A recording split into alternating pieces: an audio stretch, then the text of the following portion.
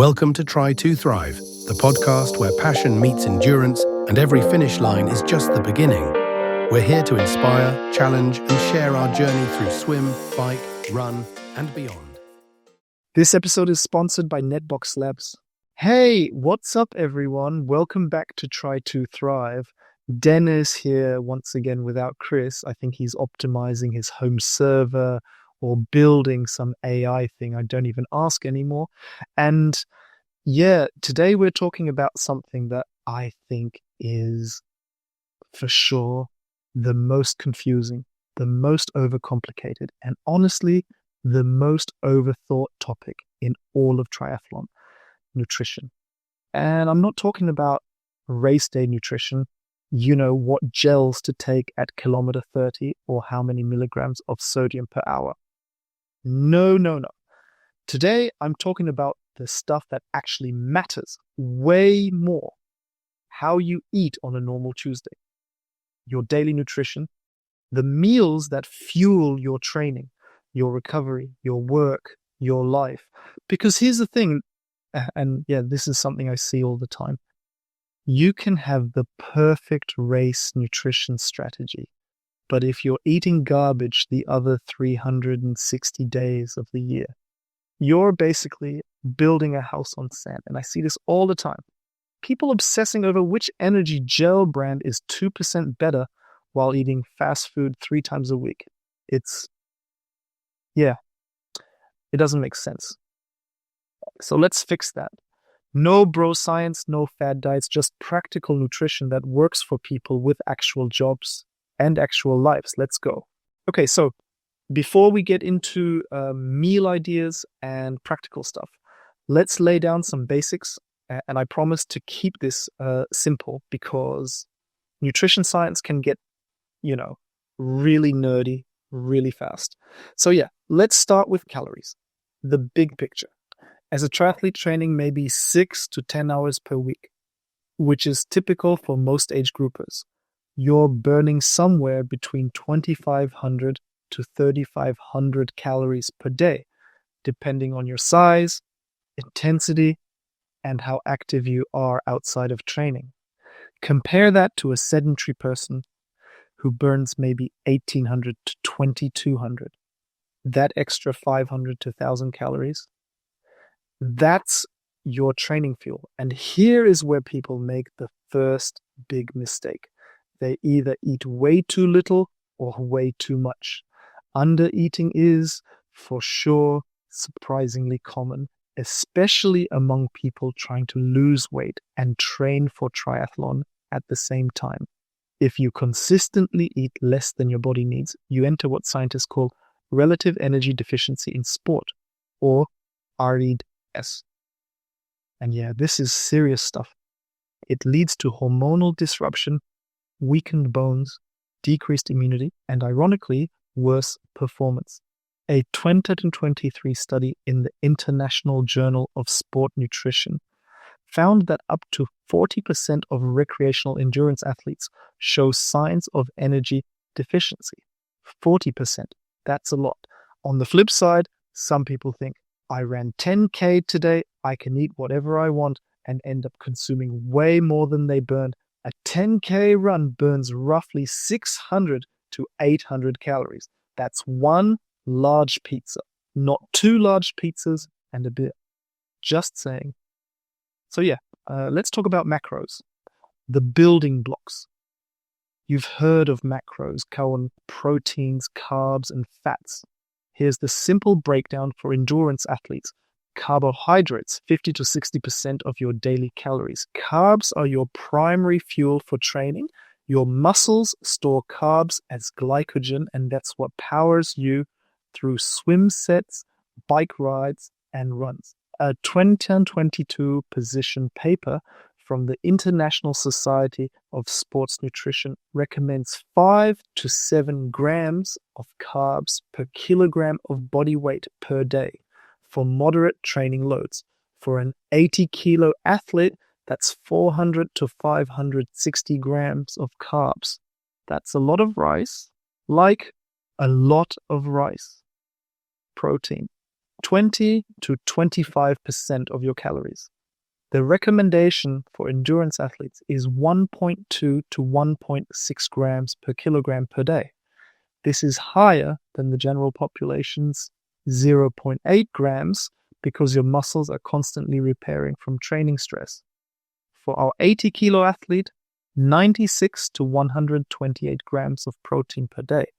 That's like 4 chicken breasts, or about 15 eggs if you're into that sort of thing. Fat, 20 to 30% of your calories.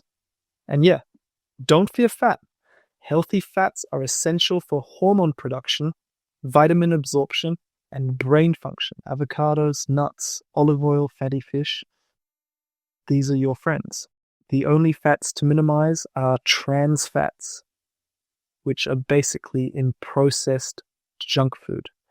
And look, I know some of you are now going to ask about keto. And if you listen to our episode with Jan Koch, you know there's some interesting stuff there.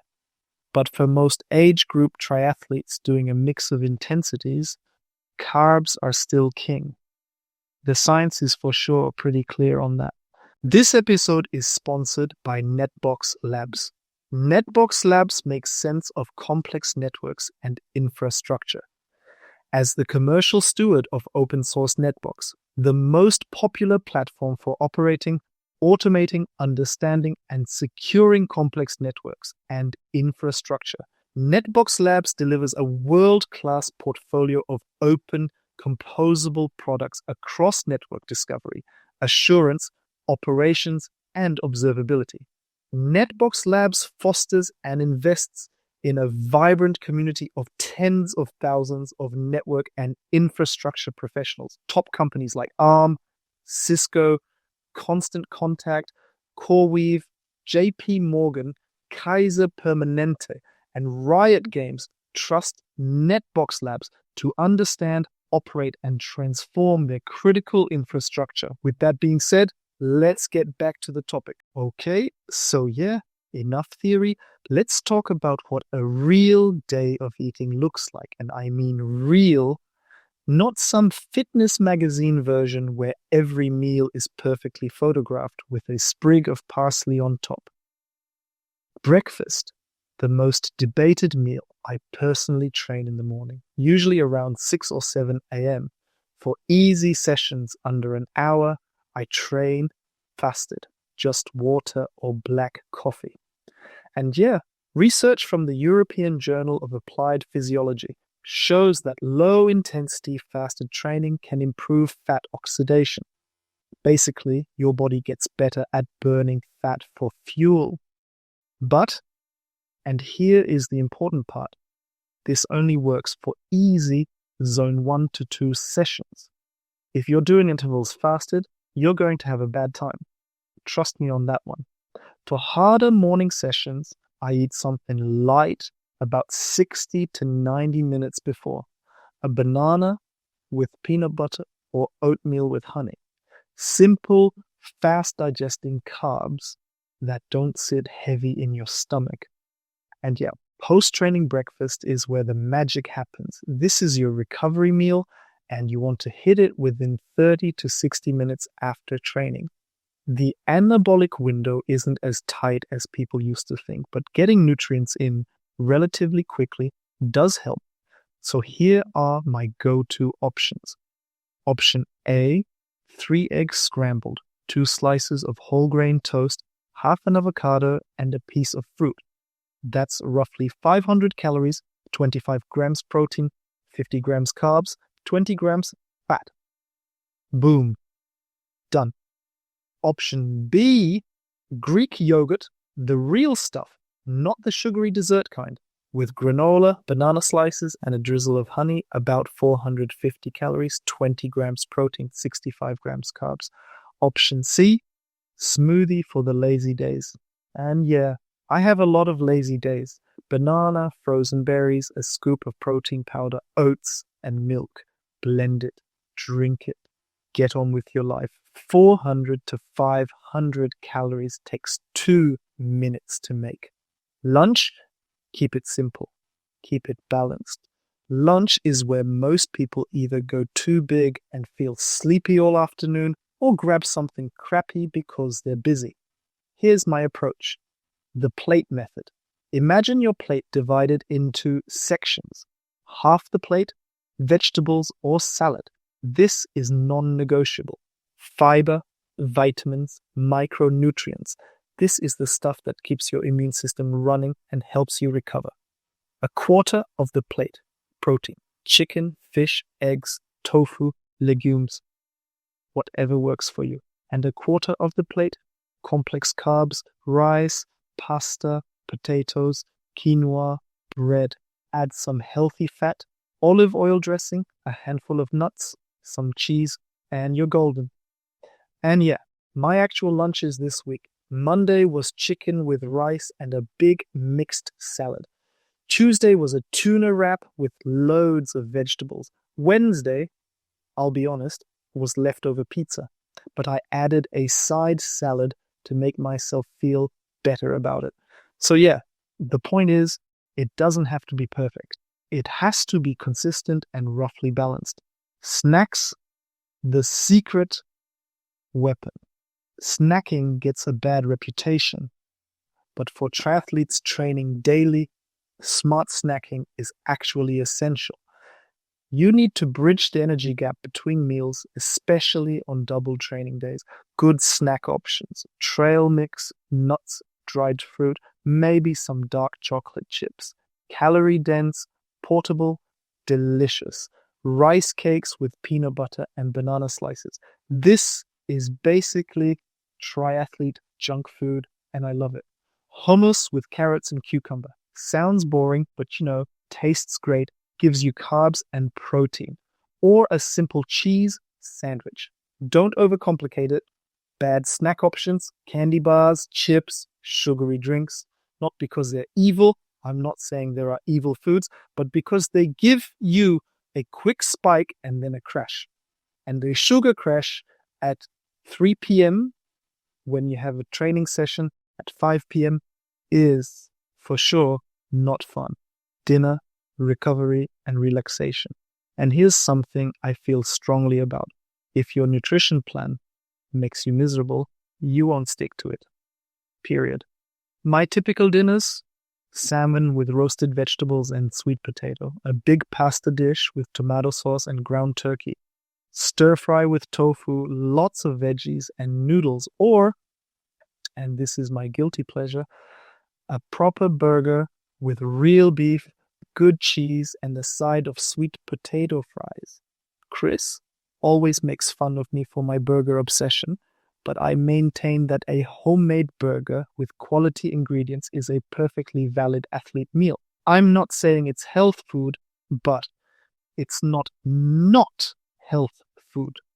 So yeah, the key for dinner include protein for overnight muscle repair, carbs to replenish glycogen stores, and vegetables because your mom told you to eat them. And she was right. So yeah, let's talk about water. It's boring, I know. But here's the thing. Dehydration is probably the single most common nutritional mistake I see in amateur athletes. And yeah, here's a fact that blew my mind. A study from the Journal of Athletic Training found that even 2% dehydration reduces endurance performance by up to 7%. 2%. For an 80-kilo person, that's losing just 1.6 liters of fluid without replacing it. That can happen in a single hard training session on a warm day. It's a lot of lost performance for something so easy to fix. How much should you drink? The old 8 glasses a day rule is okay as a baseline, but it doesn't account for training. A better guideline: daily baseline, 30 to 35 milliliters per kilogram of body weight. For an 80-kilo person, that's 2.4 to 2.8 liters per day before adding training. During training, 400 to 800 milliliters per hour, depending on heat, intensity, and how much you sweat. And post-training, For every kilogram of body weight lost during exercise, drink 1.5 liters. And yeah, you should weigh yourself before and after hard sessions to know your sweat rate. I know it sounds nerdy, but it works. What about electrolytes? Sodium, potassium, magnesium. You lose these in sweat, and they're important for muscle function and fluid balance.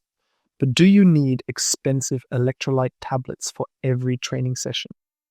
No, for sure not. For sessions under 90 minutes, water is fine. Eat a normal meal afterward and you'll replace what you lost.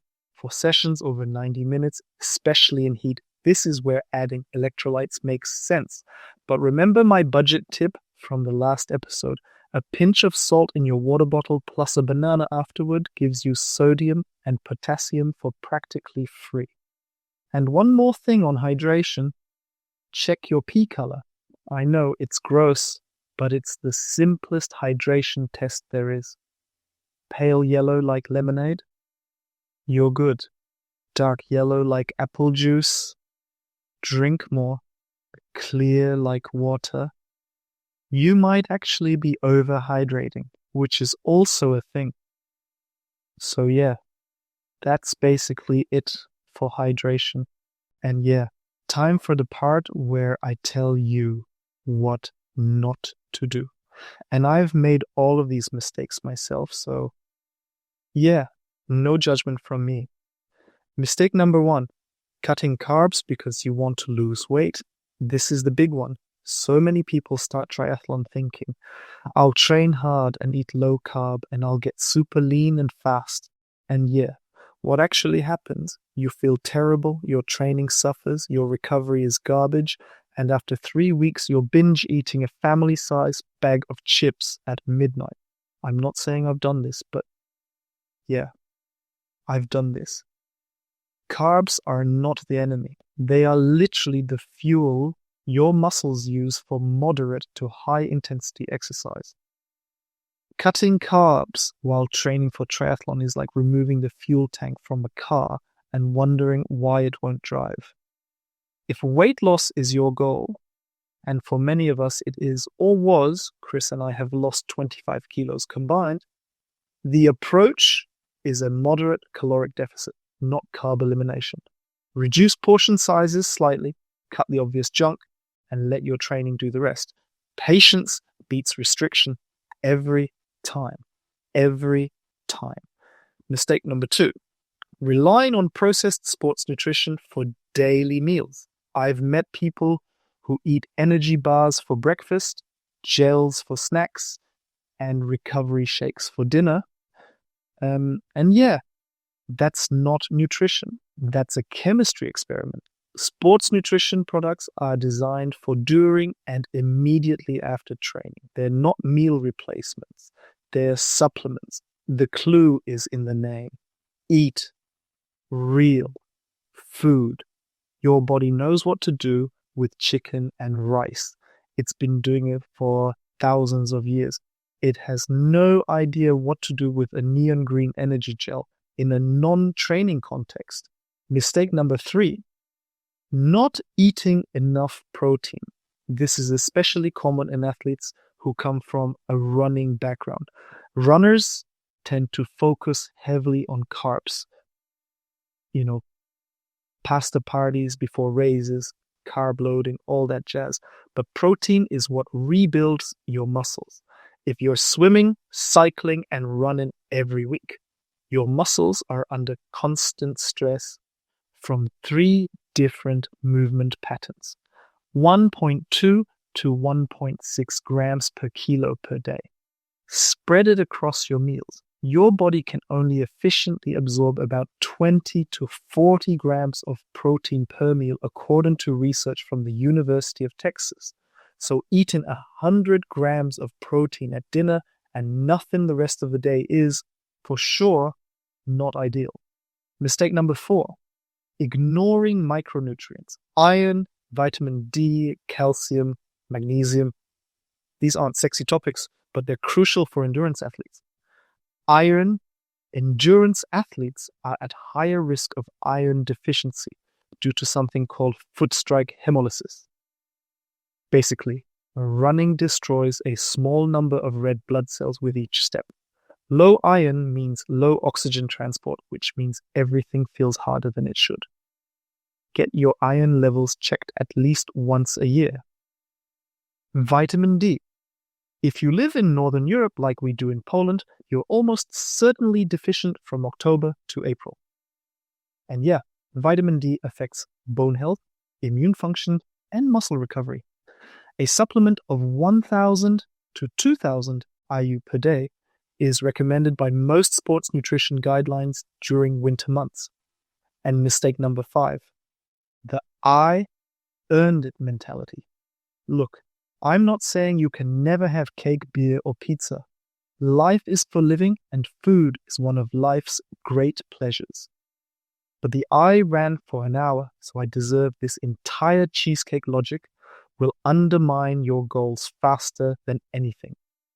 A 1 hour easy run burns about 500 to 700 calories. A slice of cheesecake is about 400 to 500 calories. An entire cheesecake. Yeah, let's not go there. The math doesn't lie. The math doesn't lie. Treat yourself, absolutely, but make it a conscious choice, not a reward system. Food is fuel first, pleasure second. Get that order right, and everything else falls into place. All right, so yeah, let's bring it all together with the key takeaways.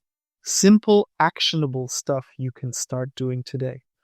1, eat enough. Underfueling is more dangerous than overfueling for athletes. If your training feels consistently terrible and you're always tired, eat more before you blame your training plan. 2, follow the plate method for most meals. Half vegetables, quarter protein, quarter carbs. It's simple, it works, and you don't need to count a single calorie. 3, hydrate properly. 30 to 35 milliliters per kilo of body weight per day, plus what you lose in training. Check your P. Be that person. 4, don't cut carbs. Don't rely on supplements for daily nutrition. Don't skip protein. And for the love of triathlon, eat your vegetables. 5, be consistent, not perfect. 1 bad meal doesn't ruin your nutrition, just like 1 missed workout doesn't ruin your fitness. It's the pattern over weeks and months that matters. And yeah, my final thought, cooking is a skill worth learning. If you can meal prep for 3 to 4 days, you eliminate most bad food decisions because the good food is already there waiting for you. Sunday afternoon, 1 to 2 hours, cook a big batch of grains, roast some vegetables, prep some protein. Your future self will thank your past self every single day, for sure. So yeah, that's it for today, everybody. If you have questions about nutrition, hit us up on Instagram or in the comments. And if you found this helpful, share it with a training buddy who's still eating energy gels for breakfast. Until next time, keep thriving